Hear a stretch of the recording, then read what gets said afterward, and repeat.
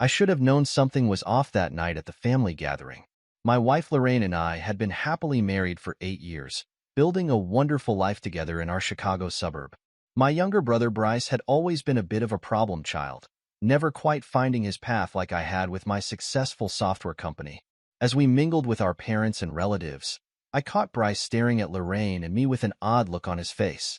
His eyes narrowed slightly as Lorraine gave me a warm smile and touched my arm affectionately. Bryce quickly glanced away when I met his gaze, but I couldn't shake the feeling that something was eating at him. "You two are sickeningly perfect together. You know that?" Bryce said with a tight smirk after approaching us. There was an undercurrent of bitterness to his words. Lorraine laughed lightly. "Don't be jealous, Bryce. I'm sure you'll find someone amazing too when you get your life together." Ouch. I gave Lorraine a look, regretting that she had been so harsh. But Bryce had always brought out her protective side against his cutting remarks. Bryce's jaw clenched briefly before he forced a smile. "Yeah, you're probably right. Just trying to keep my big brother humble." The rest of the evening passed without incident, but I couldn't get Bryce's behavior out of my mind. He had been acting odd around Lorraine and me, almost envious. I shrugged it off at the time, never suspecting how deep and twisted that envy truly went. Over the next few weeks, Bryce started dropping by our place unannounced a lot more frequently. At first, I was glad to spend more time with my little brother, hoping I could be a positive influence. Lorraine seemed to enjoy his visits too, appreciating the light-hearted conversation and jokes that provided a break from my all-too-serious work mode. "Bryce really knows how to make me laugh," Lorraine commented one evening after he left from another lengthy hangout session. "You could learn a thing or two from him about not taking life too seriously all the time." I pulled her in for a hug, chuckling. "You'd get bored with me if I was a comedian 24/7. But you're right, I'll try to loosen up more often." Looking back, I realized that Bryce had been carefully employing a calculated strategy to get closer to Lorraine, playing up his fun, carefree personality to contrast with my dedicated married man role. Worst of all, it was working. Lorraine began complaining more frequently about how distant and preoccupied I had become with work. "Sometimes I feel like you've already checked out of this marriage emotionally," she said with hurt in her eyes during one argument. "Bryce understands me in a way you don't anymore." That struck a nerve. How could my own brother be driving a wedge between Lorraine and me like this? I trusted Bryce completely, never imagining he could have disingenuous motives. I was a fool. Despite my attempts to be more present and attentive, Lorraine continued pulling away. Her emotional affair with Bryce was insidious, slithering its way into our lives through subtle comments, inside jokes, and private conversations from which I was excluded. The signs were all there, but I overlooked them. Lingering hugs that lasted too long. Staying up late giggling over some YouTube video while I worked in the home office. The glazed, distracted look in Lorraine's eyes whenever I entered the room after Bryce had been there. Then one fateful night, I came home early from a business trip to surprise Lorraine, only to find the house empty. Her car was in the driveway. Where could she be? Uneasy, I used the GPS tracker on her phone to locate her position. My world shattered when I tracked her signal to a cheap motel near the airport. Sickening realizations slammed into me as pieces began falling into place. I burned with fury, grabbing my keys and racing over to the motel with shaking hands. The door was unlocked. I burst inside to find my wife, my Lorraine, naked and writhing on the bed with my own brother. Bryce looked up at me with a smug grin before rolling off her. "Hey bro," he said with grotesque casualness. "Sorry you had to find out this way, but we're in love." Those words detonated something inside me. I don't remember much after that, just uncontrolled rage and anguish exploding outward. All I knew was that Bryce's betrayal would not go unanswered. He had taken everything from me, and he would pay. I was numb as I drove away from the motel, my hands gripping the steering wheel so tightly that my knuckles turned white. Lorraine's tearful apologies and desperate pleas to listen rang hollow in my ears. Bryce's taunting sneer burned into my mind's eye. How could they? My own wife and brother, forever staining our marriage bed with their selfish lust and deceit. The woman I had loved and trusted completely, carrying on an affair right under my nose. And Bryce, the depth of his depravity knew no bounds. I made it home on autopilot, my body taking over while my brain short-circuited from emotional overload. It wasn't until I stepped inside that I noticed the plain manila envelope lying on the doormat. My name was scrawled across it. With shaking hands, I tore it open to find a USB drive inside. What fresh hell was this? I plugged it into my laptop with dread pooling in my gut. The videos began playing automatically, each one a new punch to the soul. There was Lorraine passionately kissing Bryce on our living room couch, Bryce's hands roaming over her body in our bed. The two of them tangled together in a cheap motel room, the same one I had just walked in on. Rage came roaring back, filling the void where my heart used to be. This was no impulsive mistake, no momentary lapse of judgment. Bryce had meticulously recorded and compiled all the evidence needed to obliterate my life, editing the clips into a constant loop of devastation. I didn't know how long I sat there watching, unable to tear my eyes away from the horror on the screen. But eventually Lorraine came home. "Caleb?" Her voice was small, scared. She had clearly been crying. "I'm so sorry. I never meant to hurt you. I don't know what I was thinking, getting involved with Bryce like that. It was a massive mistake." "A mistake?" I rounded on her, barely recognizing the cold fury in my own voice. "You threw away 11 years of marriage for that?" I gestured at the laptop, and her eyes went wide with shock as she glimpsed the video thumbnails. Tears spilled down her cheeks as she crumbled to her knees. "Oh God, Caleb, please. I never wanted you to see those. How could Bryce do this?" "Save it," I spat. "I don't want to hear another word out of your lying mouth. Just tell me one thing. How long? How long have you two been sneaking around behind my back?" She could barely speak through her sobs. "Teach 3 months. Oh, Caleb, I was so stupid and selfish. Bryce played on my insecurities about us drifting apart.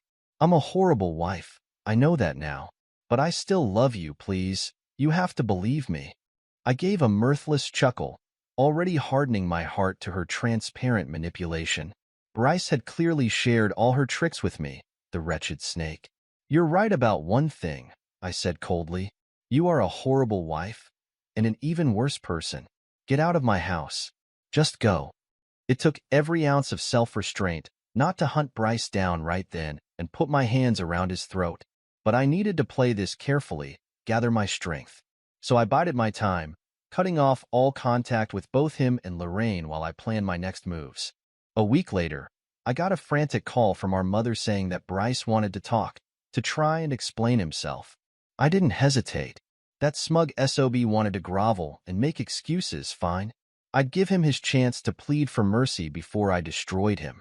We met at a dingy bar downtown, away from residential areas and prying eyes. I got there early and was already nursing a drink when Bryce showed up 15 minutes late, putting on that insouciant bad boy act that had charmed Lorraine right out of my life. "Hey bro, thanks for agreeing to meet up." He started towards my table with arms outspread, that same punchable grin on his face like always. "I've been meaning to talk to you about what went down." I stood up abruptly, the harsh scrape of my chair against the floor cutting him off.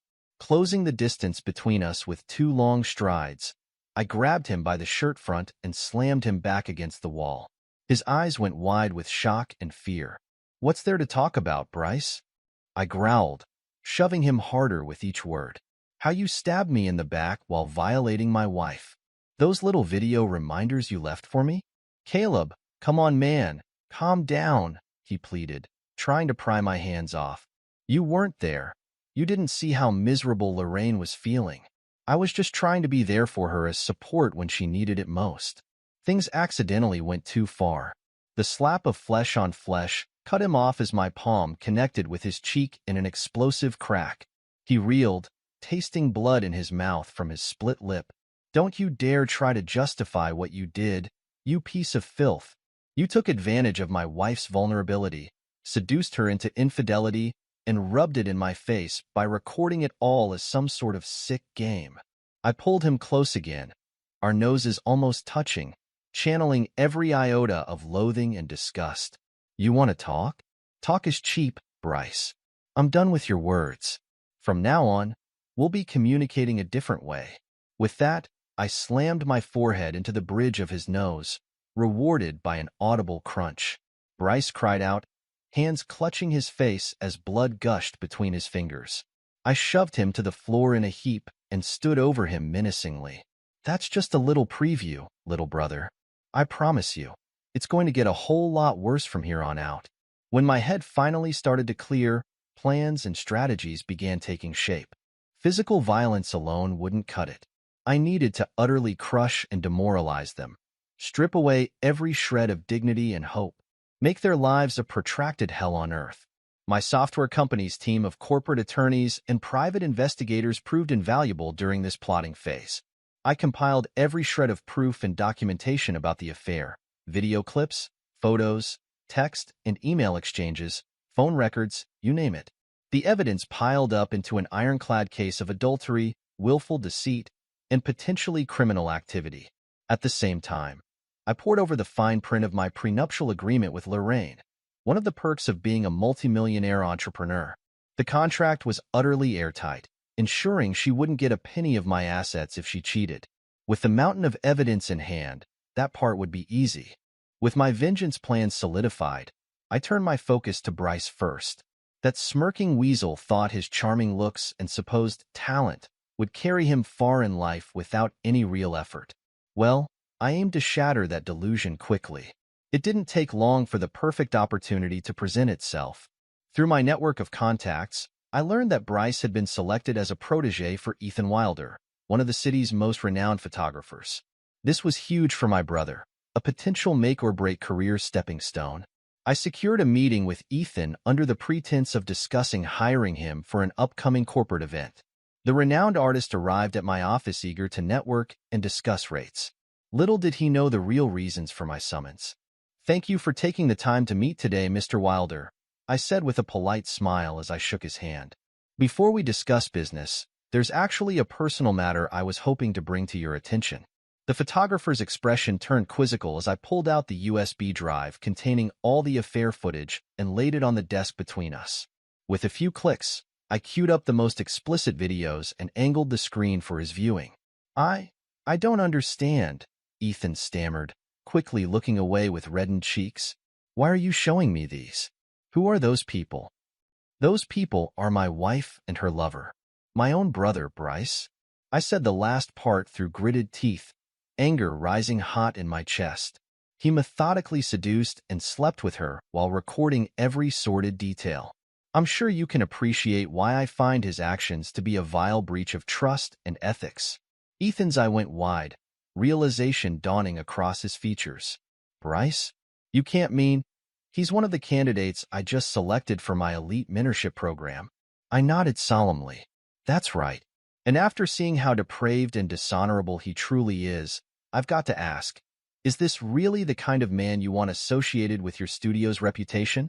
Because I can assure you, this is only the tip of the iceberg when it comes to Bryce's disloyalty and appalling moral failings."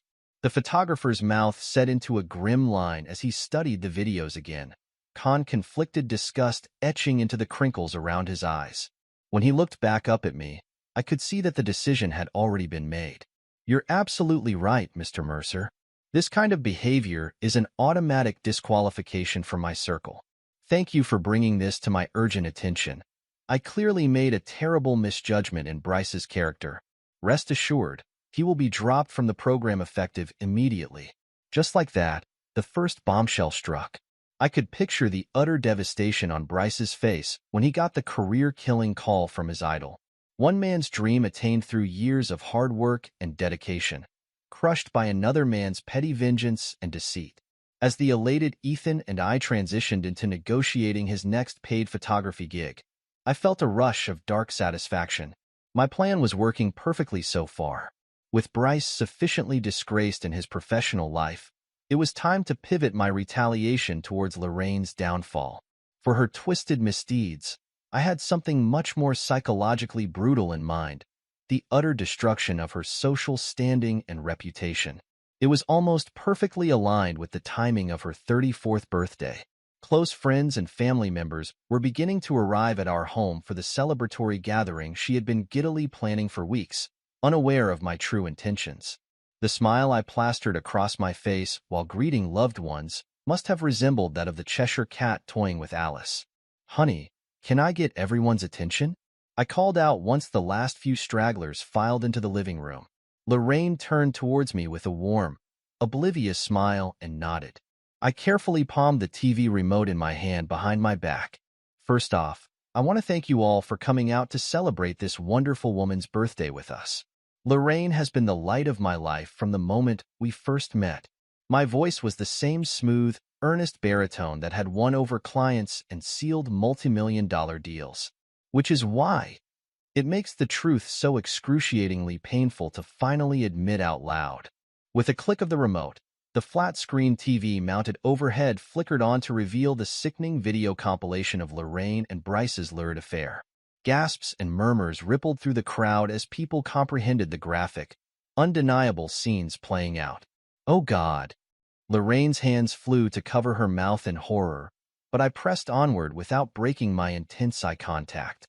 "Yes, I'm afraid my dear wife has been secretly carrying on with my own brother behind my back for months. Every intimate moment meticulously recorded and preserved by Bryce, so he could use it to torture me further." Stunned silence and incredulous stares bored in from every direction. Even Lorraine's own parents looked utterly shell-shocked by the revelation about their daughter's depraved infidelity. "Lorraine, my once beloved partner."